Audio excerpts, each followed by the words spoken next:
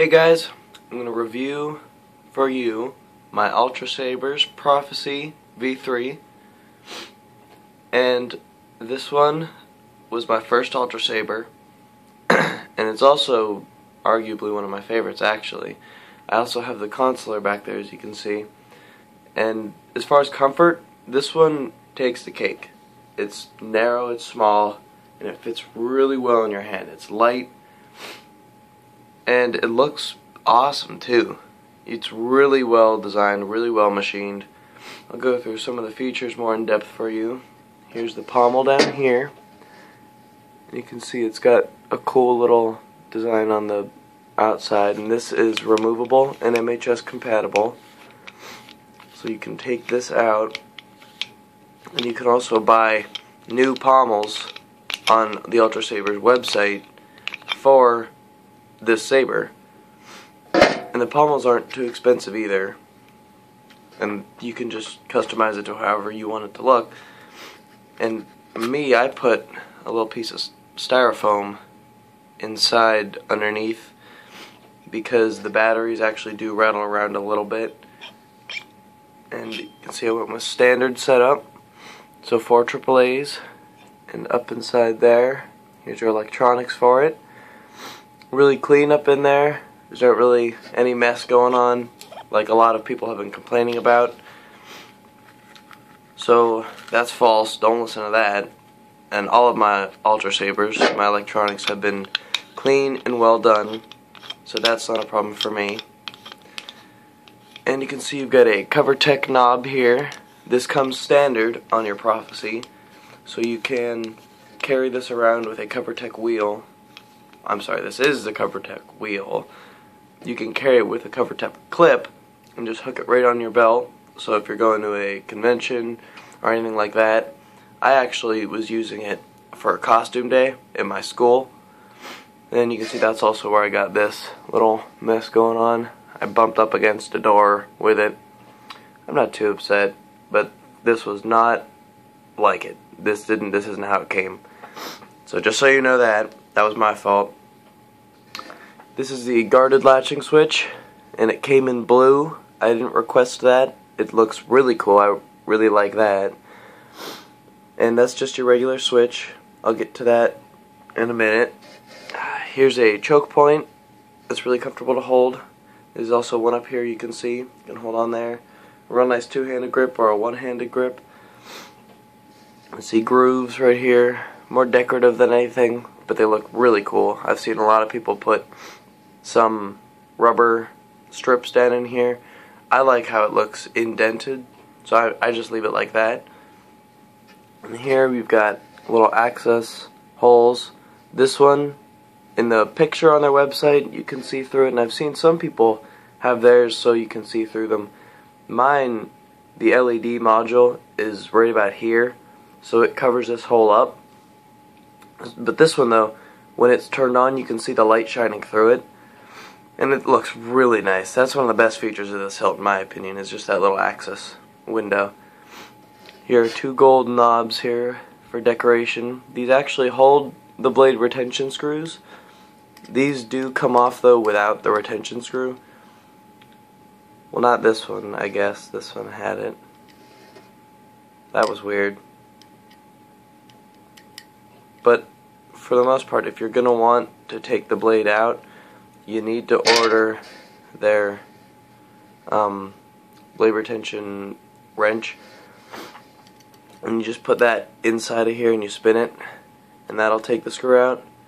Because when it's holding something, like right now I have their blade plug in it, and I unscrew it,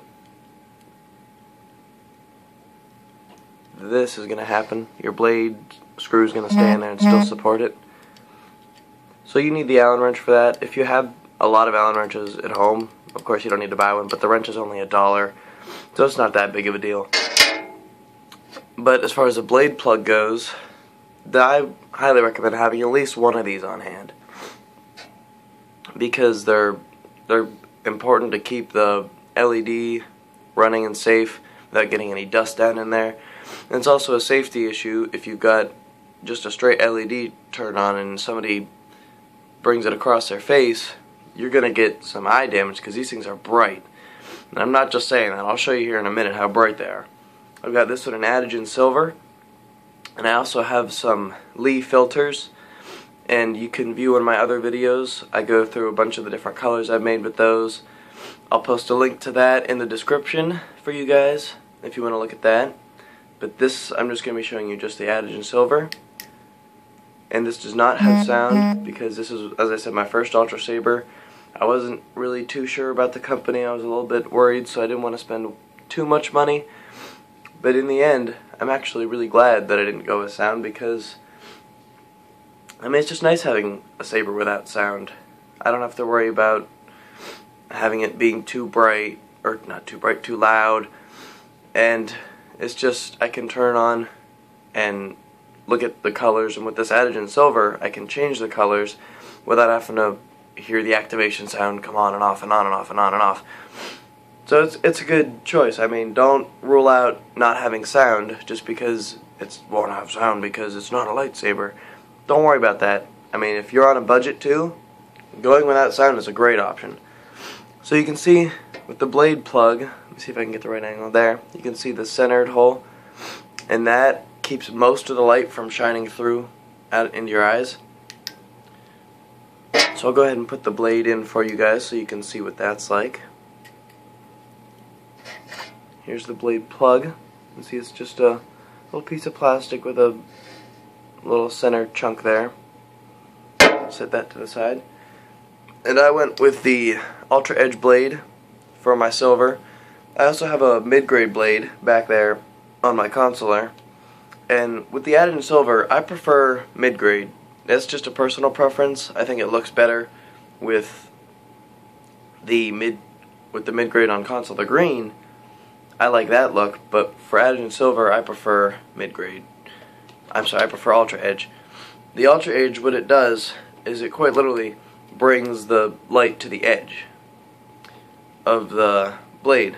With a mid-grade, you get kind of a tube effect, which actually I really like on the consular green, but not as much on the silver. Let's go ahead and turn on. And this room is pretty well lit right now, but you can see the difference off, on. And it does light all the way through.